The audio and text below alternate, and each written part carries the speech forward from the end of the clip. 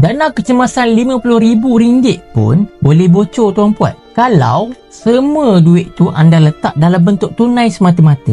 Orang kata ada RM50,000 dalam tangan tuan-puan, hidup mereka dah rasa selamat tuan-puan. Tapi sebenarnya belum tentu ada RM50,000 anda dah selamat tuan-puan. Sebab apa saya cakap macam ni tuan-puan? Sebab ramai simpan duit kecemasan dalam bentuk tunai semata-mata, yang mana mereka letakkan duit dalam bank yang senang sangat untuk kita akses. Yes tuan-puan, tapi itu juga adalah masalah kepada dia. Terlalu accessible tuan-puan, sampaikan kita pun tak sedar kita asyik guna saja duit itu tuan-puan. Lepas tu bila ada saja sale, bila kereta rosak sikit, bila ada orang ajak join plan pelaburan yang tak masuk akal tuan-puan, kita ni apa dah tuan-puan? Kita akan korek dari dana kecemasan yang kita ada. Lama-lama, ia akan bocor sendiri sampai tak cukup bila betul-betul kita perlukan suatu hari nanti. Saya nak bagi tahu dekat tuan-puan, RM50,000 ke RM100,000 ke, kalau mindset kita tak jaga tuan-puan,